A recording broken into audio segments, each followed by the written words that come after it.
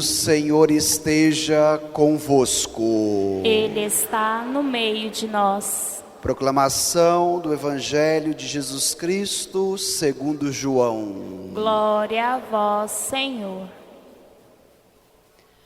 Naquele tempo, ao passar, Jesus viu um cego de nascença. Os discípulos perguntaram a Jesus: Mestre, quem pecou para que nascesse cego? Ele ou seus pais? Jesus respondeu: Nem ele nem seus pais pecaram, mas isso serve para que as obras de Deus se manifestem nele. É necessário que nós realizemos as obras daquele que me enviou enquanto é dia. Vem a noite em que ninguém pode trabalhar. Enquanto estou no mundo, eu sou a luz do mundo. Dito isto, Jesus cuspiu no chão, fez lama com a saliva e colocou-a sobre os olhos do cego. E disse: Vai lavar-te na piscina de Siloé, que quer dizer enviado. O cego foi, lavou-se e voltou enxergando. Os vizinhos e os que costumavam ver o cego, pois ele era mendigo, diziam: Não é aquele que fica pedindo esmola? Uns diziam: Sim, é ele. Outros afirmavam: Não é ele, mas alguém parecido com ele. Ele, porém, dizia: Sou eu mesmo. Então lhe perguntaram: Como é que se abriram os teus olhos? Ele respondeu: Aquele homem chamado Jesus fez lama, colocou-a nos meus olhos e disse: Vai a Siloé e lava-te. Então fui, lavei-me e comecei a ver. Perguntaram-lhe então: Onde está ele? Respondeu: Não sei. Levaram então aos fariseus o homem que tinha sido cego. Ora, era sábado, o dia em que Jesus tinha feito lama e aberto os olhos do cego. Novamente então lhe perguntaram os fariseus: Como tinha recuperado a vista? Respondeu-lhes: Colocou lama sobre os meus olhos. Fui lavar-me e agora vejo. Novamente, eles perguntaram. Disseram então alguns dos fariseus: Esse homem não vem de Deus, pois não guarda o sábado. Mas outros diziam: Como pode um pecador fazer tais sinais? E havia divergência entre eles. Perguntaram outra vez ao cego: E tu, que dizes daquele que te abriu os olhos? Respondeu: É um profeta. Então os judeus não acreditaram que ele tinha sido cego e que tinha recuperado a vista. Chamaram os pais dele e perguntaram-lhes: Este é o vosso filho que dizeis ter nascido cego? Como é que ele agora está enxergando? Os seus pais disseram: Sabemos que este é nosso filho e que nasceu cego. Como agora está enxergando, isso não sabemos. E quem lhe abriu os olhos, também não sabemos. Interrogai-o, ele é maior de idade, ele pode falar por si mesmo. Os seus pais disseram isso porque tinham medo das autoridades judaicas. De fato, os judeus já tinham combinado de expulsar da comunidade quem declarasse que Jesus era o Messias. Foi por isso que os seus pais disseram: é maior de idade, interrogai-o a ele. Então os judeus chamaram de novo o homem que tinha sido curado e disseram-lhe: dá glória a Deus, nós sabemos que esse homem é um pecador. Então ele respondeu: se ele é pecador, não sei, só sei que eu era cego e agora vejo. Perguntaram-lhe então: que é que te fez ele? Como que te abriu os olhos? O cego curado respondeu: eu já vos disse, e não escutais. Por que deveríeis ouvir de novo? Por acaso quereis tornar-vos discípulos dele? Então insultaram-no, dizendo: sim, tu és discípulo dele. Nós somos discípulos de Moisés. Nós sabemos que Deus falou a Moisés, mas esse não sabemos de onde é. Respondeu-lhes o homem, espantoso: vós não sabeis de onde ele é? No entanto, ele abriu-me os olhos. Sabemos que Deus não escuta os pecadores, mas escuta aquele que é piedoso e que faz a sua vontade. Jamais se ouviu dizer que alguém tenha aberto os olhos a um cego de nascença. Se este homem não viesse de Deus, não poderia fazer nada. Os fariseus disseram-lhe: tu nascestes todo em pecado, e estás nos ensinando? E expulsaram-no da comunidade. Jesus soube o que tinha acontecido. Soube que o tinham expulsado. Encontrando-o, perguntou-lhe: acreditas no Filho do Homem? Ele respondeu: quem é, Senhor, para que eu creia nele? Jesus disse: tu o estás vendo, é aquele que está falando contigo. Exclamou ele: eu creio, Senhor, e prostrou-se diante de Jesus. Palavra da salvação. Glória a vós, Senhor.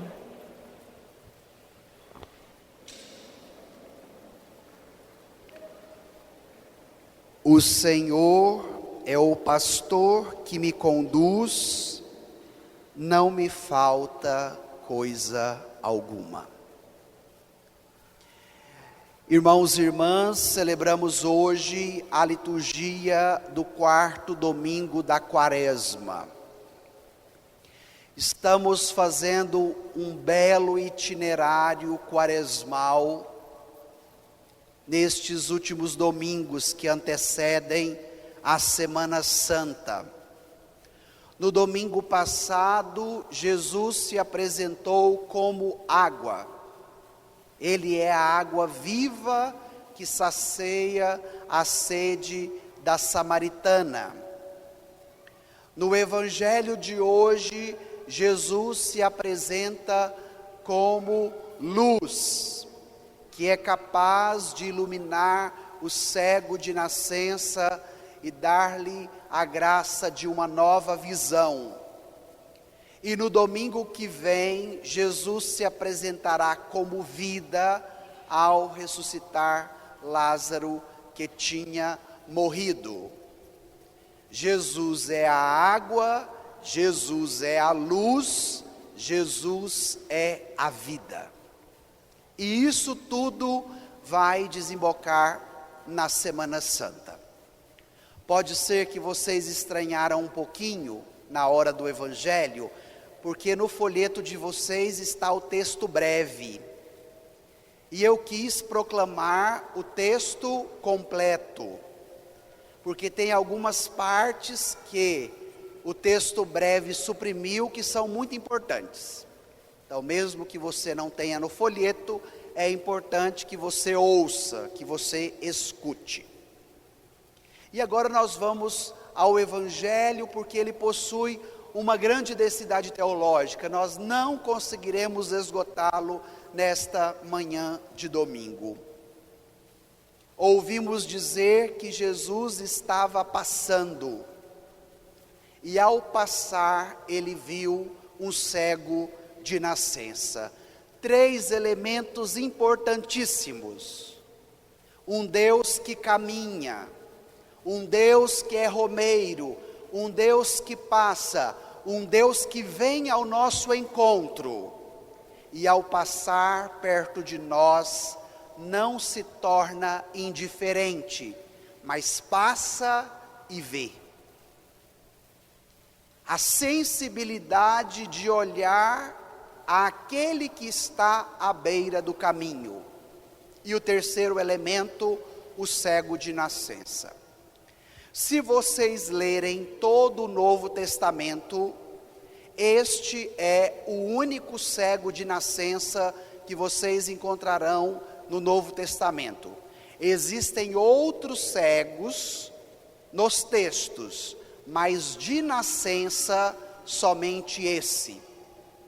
E Santo Agostinho vai trazer uma explicação muito interessante. Ele vai dizer que o cego curado, o cego de nascença, é o protótipo daqueles que são iluminados pela luz da fé. E a cegueira de nascença remete-nos à condição que nascemos, à condição de pecado original. E pela graça do nosso batismo, somos iluminados, saímos da cegueira para a luz, para a nova visão. Saímos do pecado original e somos elevados à condição mais alta, a dignidade de filhos amados que somos. E vem os discípulos fazerem uma pergunta para Jesus: Mestre, Rabi, quem pecou, aquele homem ou os seus pais? Esta parte não está no texto breve de vocês, e ela é muito importante. Por que ela é importante? Antigamente, na época de Jesus, havia a seguinte concepção: a pessoa que nascia com uma deficiência física, ou com alguma debilidade, com algum tipo de doença, ela nasceu daquela forma, ou ela obteve aquela enfermidade ou aquela deficiência por causa do seu pecado. A deficiência física era entendida na época de Jesus como consequência do pecado daquela pessoa. Mas depois teve uma outra teoria dos rabinos, que dizia o seguinte: quem nasce já com uma deficiência está pagando o pecado dos pais. E aí vem a pergunta: quem pecou, Jesus, para que aquele cego nascesse já cego? Ele, o pecado é dele, ou o pecado é da família, é dos pais dele, que ele está pagando? E aí Jesus dá uma resposta concisa, firme, direta, objetiva: ninguém pecou, nem ele e nem os pais. Jesus quebra uma normativa religiosa que era discriminatória, que era sectária. Porque o excluído pela religião, porque era considerado pecador devido à sua deficiência, se tornava também um excluído social. O deficiente não poderia participar do culto na sinagoga. O deficiente não poderia viver na cidade junto com os demais. E esta mentalidade da segregação das pessoas que têm algum tipo de deficiência percorre até os nossos dias. A colônia Santa Marta, pertinho de nós, foi criada com esse objetivo. A Vila São Cotolengo, em Trindade, foi criada para acolher os deficientes que as famílias deixavam na festa do Divino Pai Eterno. E quantas famílias que têm pessoas ou crianças com necessidades especiais, com deficiências e que têm vergonha delas, que esconde dos demais, para nós percebermos como essa mentalidade foi enraizada e perpassou a história. E Jesus quebra este paradigma, dizendo: nem ele e nem os seus pais. Jesus não se preocupa em dar uma nova teoria para justificar a deficiência daquele cego. Pelo contrário, Jesus veio para trazer a novidade. Em primeiro lugar, para a vida daquele cego que será curado, e depois, consequentemente, para a vida dos discípulos e para a religião como um todo. E aquele homem será iluminado por fora e por dentro. Ele obterá uma cura que abrirá os seus olhos para a visão física, mas ele também será iluminado por dentro, onde receberá o dom da fé que o fará discípulo de Jesus. E agora eu quero ir com vocês na pedagogia do milagre. Agora você pode tomar o seu folheto, porque na parte breve se tem esse trecho do texto. Vamos tomar os versículos 6 e 7, bem no início aí do Evangelho. Encontraram? Vamos ler juntos? E cuspiu no chão, e fez lama com a saliva e colocou-a sobre os olhos do cego. E disse-lhe: vai lavar-te na piscina de Siloé, que quer dizer enviado. O cego foi, lavou-se e voltou enxergando. Eu sempre digo a vocês que eu sou assim apaixonado na pedagogia de Jesus. Olha que interessante. João, no seu evangelho, não chama a cura de milagre, como nos evangelhos sinóticos de Mateus, Marcos e Lucas. No evangelho de João, a cura é chamada de sinal. Jesus realizou um sinal. Por que João chama de sinal e não de milagre? Porque a explicação do sinal tem uma teologia mais profunda. O sinal revela, em primeiro lugar, o poder de Deus. Então, toda a cura que Jesus faz, todo o milagre que Jesus faz, em primeiro lugar, é para manifestar quem Ele é. Ele é Deus. E sendo Deus, age como tal.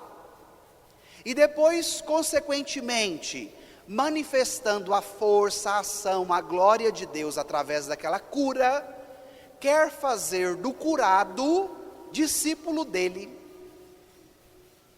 Então, esta é a finalidade do sinal: manifestar o poder de Deus e realizar uma obra nova na vida da pessoa curada, para que ela possa seguir Jesus, para que ela possa servir a Deus.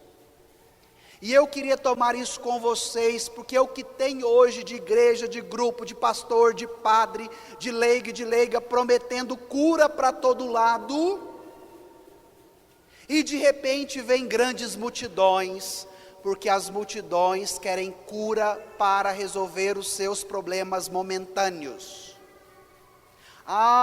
Estou com a minha bicicletinha sem freio, se eu for para essa igreja vou ter carro importado, então é lá que eu vou. Estou doente, agora quero toda a cura, vou lá e vou receber. Estou passando por essa situação difícil financeira, uma turbulência no casamento, na família, no trabalho, e me disseram que lá cura tudo, então é lá que eu vou. De repente as pessoas até desejam um milagre, mas querem um milagre por aqui, por agora, para resolver o meu problema. E é necessário compreendermos o significado do sinal, que remonta à cura, para manifestar a glória e o poder de Deus e para fazer da pessoa discípula de Jesus. Então, padre, eu posso pedir uma cura para Jesus? Posso. Eu posso pedir a Ele um sinal? Pode. Mas para quê? Em primeiro lugar, para que você creia na glória de Deus, no poder dEle. E depois, em segundo lugar, não só para resolver o seu problema, mas para fazer de você seguidora de Jesus.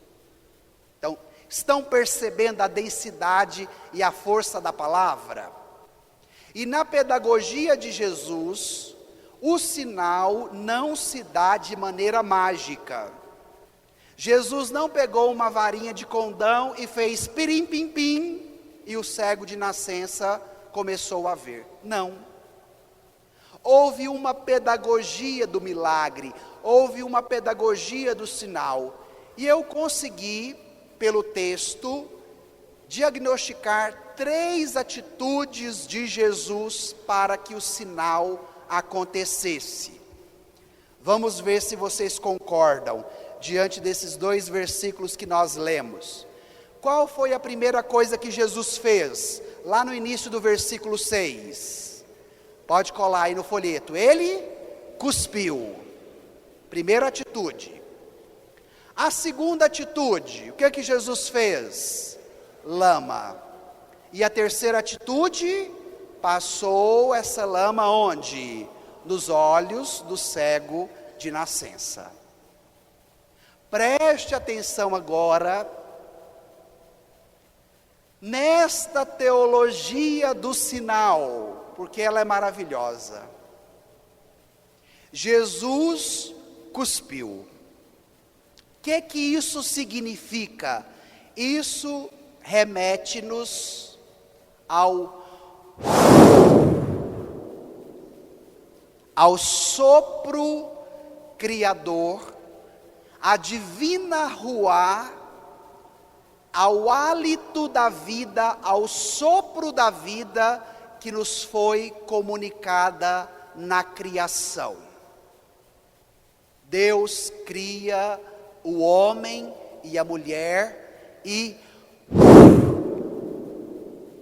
sopra nas suas narinas, vai nos dizer o livro do Gênesis, e aquela criatura se torna ser vivente. Lhe é comunicada a vida de Deus através do sopro, através do hálito, através da saliva. Por isso Jesus cuspiu no chão. Com o cuspe, o que nós vamos ter? A lama, o barro. Jesus fez lama. No livro do Gênesis, quando nós lemos a história da criação, qual é o dado importante como elemento criador do homem e da mulher? Deus cria o homem e a mulher de qual matéria-prima? Do barro, da argila. Então, no Antigo Testamento, que foi escrito em hebraico, aquele primeiro homem é chamado de Adamá, que traduzido para o português fica como Adão. E qual é o significado literal do hebraico? O homem feito do barro. Então, ao fazer a lama e ao passar nos olhos do cego de nascença, Jesus já estava realizando uma nova criação. Jesus faria daquele homem uma nova pessoa. E esta obra se completaria através do mistério da sua paixão e da sua ressurreição. E, consequentemente, Jesus passou a lama nos olhos para dar ao cego de nascença a luz da fé que gera uma nova visão. que é capaz de abrir os olhos para que a pessoa pudesse contemplar um novo horizonte no que diz respeito a si e no que diz respeito a Deus. Por isso ele cuspiu, fez lama e passou nos olhos. Olha que riqueza, gente, a teologia do sinal, para que a cura acontecesse. E este é o sinal que hoje precisa alcançar a mim. Este é o sinal que hoje precisa alcançar a sua vida. Diante das trevas, da escuridão, da cegueira que de repente você também enfrenta. E logo depois de dar esses 3 passos, Jesus mandou aquele homem se lavar onde? Dá para colar aí no folheto? Como que chamava a piscina onde o cego deveria se lavar? Piscina de Siloé. A palavra Siloé vem do hebraico também. Mas João, o evangelista João, é muito detalhoso na sua escrita. Ele nos dá o significado do nome Siloé, que está aí também no texto bíblico. O que significa? O que quer dizer a palavra Siloé? Enviado. Quem é o enviado do Pai para tirar a humanidade da cegueira, da escuridão e dar-lhe a luz da fé, de uma nova visão? Quem é este enviado do Pai? Jesus. E vai dizer a patrística que o cego de nascença foi lavado em Jesus. Por isso a piscina se chamava Siloé, que significava enviado. Por isso que no domingo passado nós meditávamos o Evangelho da Samaritana, onde ela teve a possibilidade de mergulhar-se, de se lavar-se nesta água viva que é Jesus e que foi capaz de saciar a sua sede.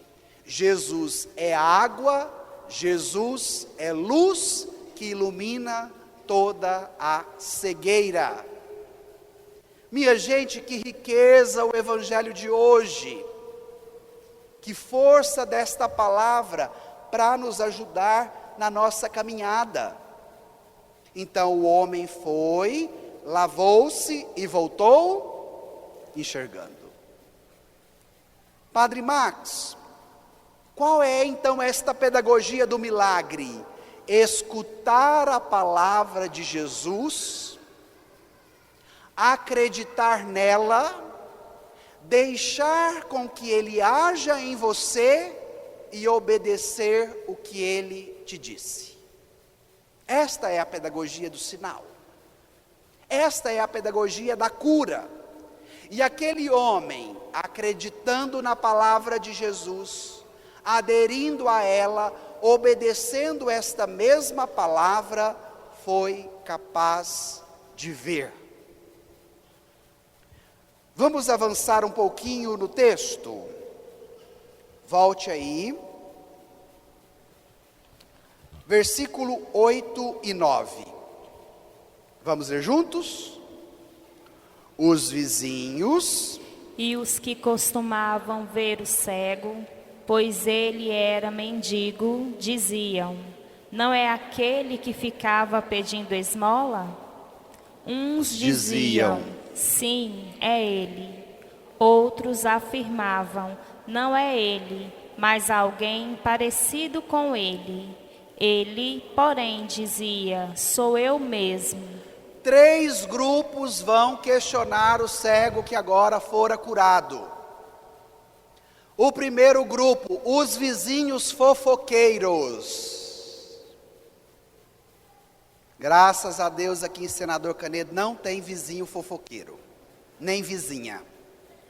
Mas na época de Jesus, tinha. Os vizinhos agora começam a questionar: será que esse é aquele que nós conhecemos, que nasceu cego de nascença? Uns vão dizer, sim, é ele, olha, está curado. Outros vão dizer, não, não é ele, é alguém parecido com ele. Os vizinhos fofoqueiros que não são capazes de se alegrarem com a alegria do outro. E agora o Evangelho te pergunta, que tipo de vizinho você é?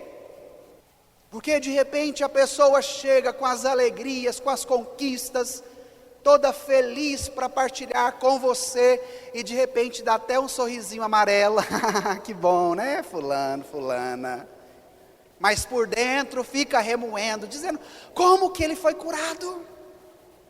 Como pode ele alcançar essa graça, cego de nascença? A conversão do coração, que precisava também ser dos vizinhos. E os vizinhos trazem uma característica interessante daquele homem. Eles disseram, ele é cego e mendigo. Porque a cegueira física era considerada pecado. Então a pessoa estava pagando um pecado dela ou da família, logo ela era excluída da religião e da sociedade. Sendo excluída, o que ela virava? Mendiga. Por isso que Jesus, ao passar, encontra aquele homem, porque provavelmente ele estava fora da cidade.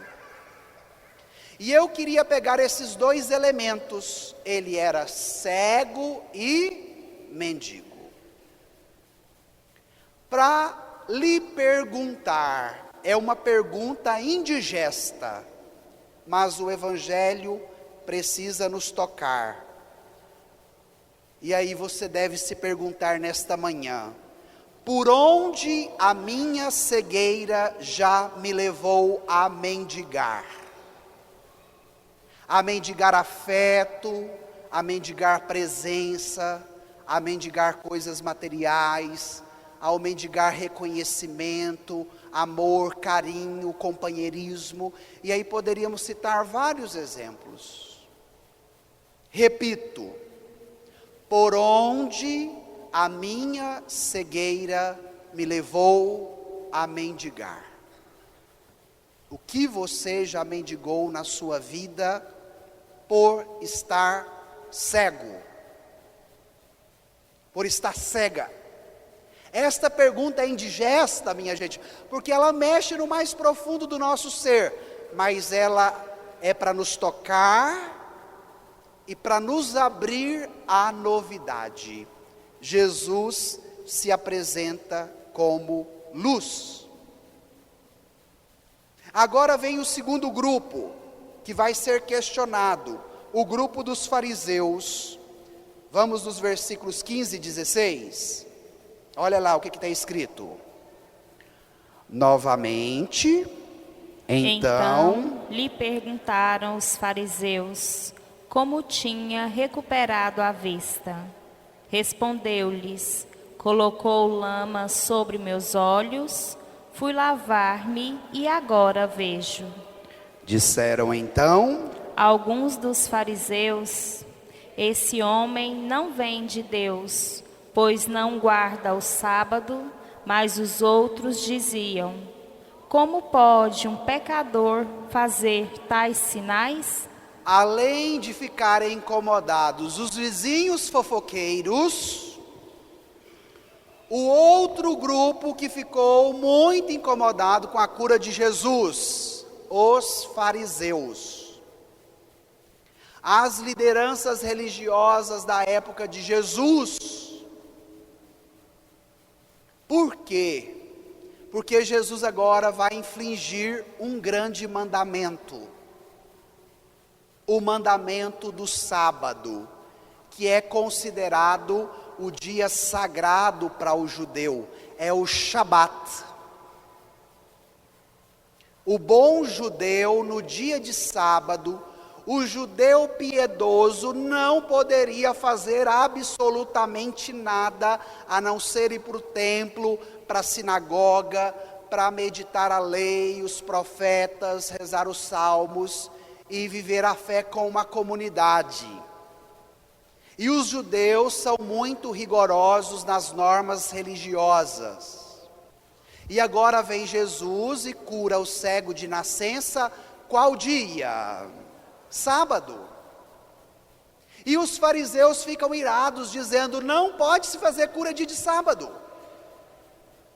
A norma era tão rigorosa, depois em casa, vocês podem voltar ao livro do Deuteronômio, capítulo 5, versículos de 12 a 15, que vai dizer o seguinte: mesmo que uma pessoa faça uma cura no dia de sábado, ela não pode ser credível, ou seja, você não pode acreditar nela. E os fariseus agora vão pegar firme com aquele homem que outrora era cego e agora vê. Por quê? Porque ele foi curado dia de sábado. Jesus rompe com a normativa religiosa do sábado. Por quê? Porque Jesus é maior do que o sábado. E ele vai dizer, o sábado é criado para o homem, e não o homem para o sábado. E eu gostaria de tomar esse conteúdo com vocês, que no primeiro momento a gente pensa, não, é um detalhe simples. E eu quero dizer para vocês, não é simples. Lá na frente os fariseus vão dar na cara do cego, dizendo, nós somos discípulos de Moisés, nós seguimos a lei, e você agora está seguindo esse perverso que faz cura dia de sábado.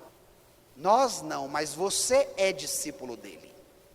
Eu quero tomar este conteúdo, porque hoje também ele se torna atual. O terceiro grupo, ao ser questionado, é representado pelo pai e pela mãe do cego de nascença. E eles vão dizer, olha, ele é nosso filho, de fato ele nasceu cego, agora ele está vendo, mas nós não sabemos o que aconteceu. Vai procurá-lo, ele é de maior, ouça ele mesmo. E os pais diziam isso porque os judeus já tinham ameaçado que quem acreditasse em Jesus seria excluído da comunidade. E eu quero tocar neste assunto, porque aqui o Evangelho nos aponta para a religião do medo, para a religião da normativa, que é castrativa, que doutrina e que muitas vezes maltrata a pessoa. E no nosso tempo presente, diante de tantos polarismos, diante de tantas divisões, existem muitas ideologias que perpassam a Igreja Católica, que tem doutrinado as pessoas a viverem sob o jugo de uma prática religiosa, que é do medo, da norma, da lei e da rubrica, que priva a pessoa da novidade e da vida que Jesus quer lhe dar, porque convence a ela, cumprindo a norma, vestindo desse jeito, usando essa corrente, você já está justificado diante de Deus. E o Evangelho agora dá uma sacudida na religião da norma, do preceito, da castração e do medo. Porque o Evangelho agora quer nos abrir a uma nova prática religiosa, a uma nova vivência da fé, que é aquela iluminada pela luz de Jesus, que nos ajuda a chegar perto do que é diferente, que nos possibilita falar com quem pensa diferente de nós, e não quer colocar todo mundo dentro do mesmo quadradinho, sendo marionete dessas ideologias. Jesus não tem medo do cego de nascença, mesmo que ele fosse considerado pecador e excluído. Jesus passa, vê, aproxima, fala, cura.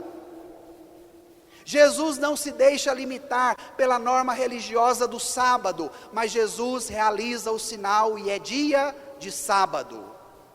Porque a dinâmica de Jesus não é do medo, não é da castração, não é da imposição. A dinâmica de Jesus é da vida.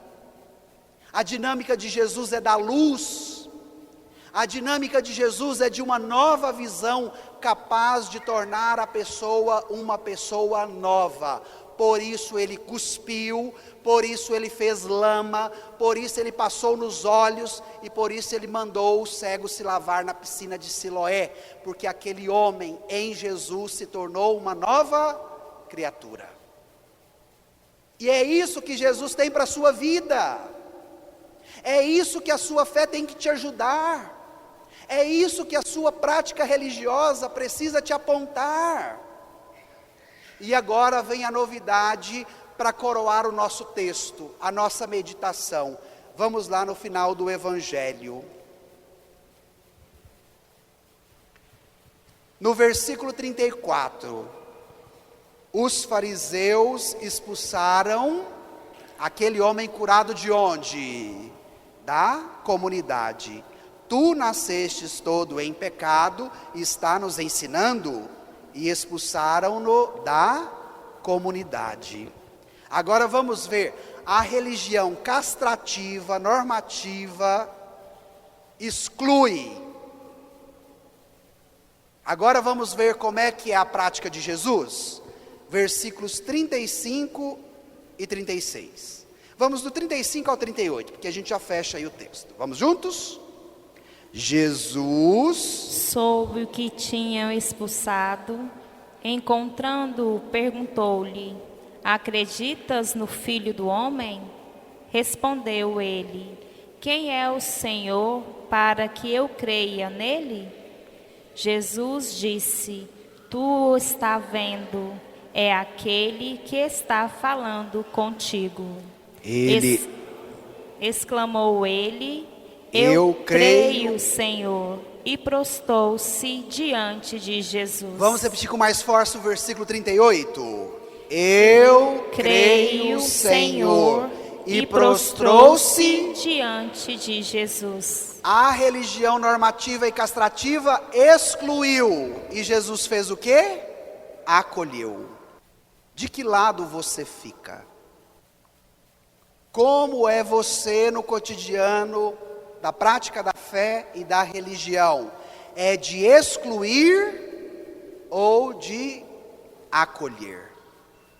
O diferente, o segregado, o excluído, o cego de nascença, que estava à beira do caminho. O cego começa reconhecendo Jesus como homem. No meio da conversa, ele fala que Jesus é um profeta, depois da cura, e termina chamando Jesus de quê? De Senhor. Esse é o caminho da fé, este é o itinerário catecumenal. Começo achando que Jesus é uma pessoa qualquer, um homem.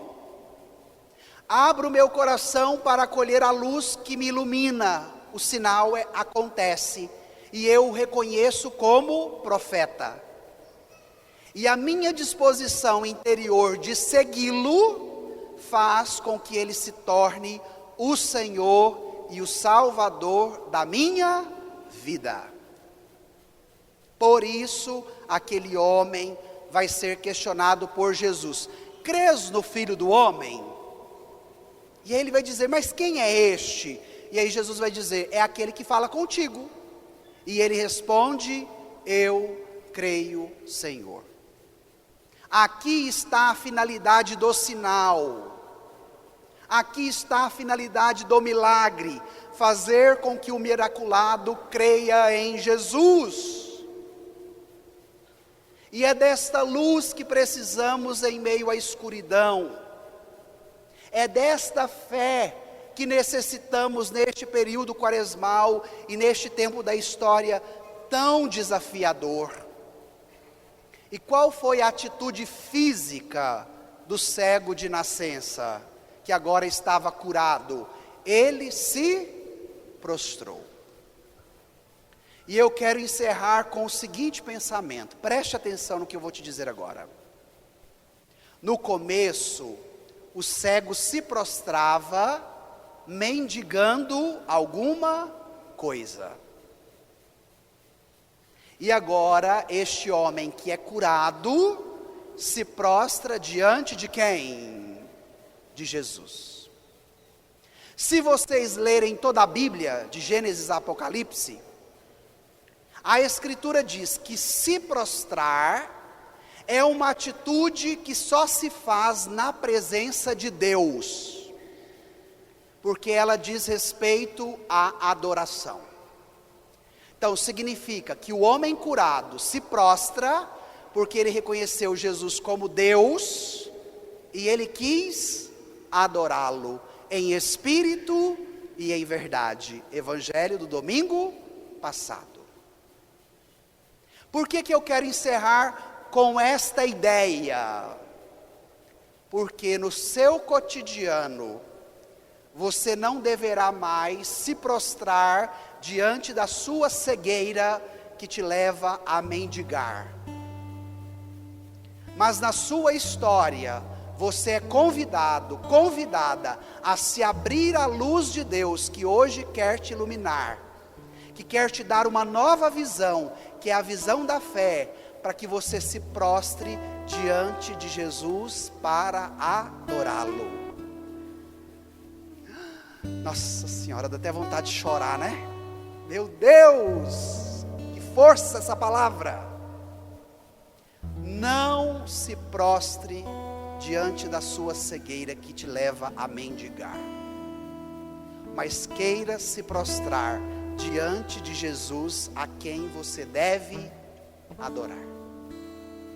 Esse é o caminho da quaresma que desemboca na Páscoa. Esse é o caminho da vida cristã, que vai ter a sua plenitude última na eternidade, na salvação em Cristo Jesus. Mas enquanto não chegamos lá, está aqui o caminho a ser percorrido. Amém, igreja? Então vamos pedir isso no final desta homilia. Deixe o seu folheto de lado, alguma coisa que está à sua volta. Feche agora os seus olhos, incline a sua cabeça. E pelo dom da imaginação que você tem, ative os seus sentidos e veja esta cena: Jesus e o cego de nascença. O cego de nascença e Jesus. E se coloque agora neste evangelho. Participe agora deste acontecimento. E fala para Jesus, qual é a sua cegueira? Fala para Jesus aonde você tem se prostrado. Fala para Jesus o que você tem mendigado. E diga a Ele: Jesus, realiza esse sinal na minha vida, como Tu realizastes na vida do cego de nascença. Jesus, realiza esse milagre na minha vida, abrindo os meus olhos para a luz da fé, para que eu também veja. Porque hoje eu quero prostrar-me na Tua presença, e não mais diante da minha cegueira, da minha mendiguez. Hoje, Jesus, eu quero prostrar diante de Ti, a luz que me ilumina, a luz da minha vida. Sim, eu quero, Jesus, que a luz que um dia em mim brilhou no dia do meu batismo, possa resplandecer todos os dias da minha vida. E aos Teus pés, Jesus, é o meu lugar, porque é onde eu encontro a força, é onde eu encontro a luz, é onde eu encontro a água que sacia a minha sede. Dai-me desta luz, Jesus. Dai-me desta luz, Jesus. Dai-me desta luz, Jesus.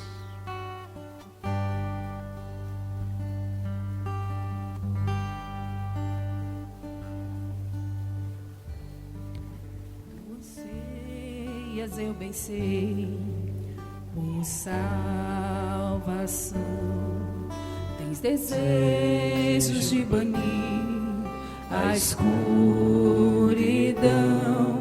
Abre, pode, para limpar teu corpo. céu entrar. Deixa a luz do céu entrar. Deixa a luz do céu entrar. Abre bem as portas do teu coração e deixa a luz do céu entrar. Deixa a luz do céu entrar. Deixa a luz do céu entrar. Abre bem as portas do teu coração e deixa a luz do céu entrar.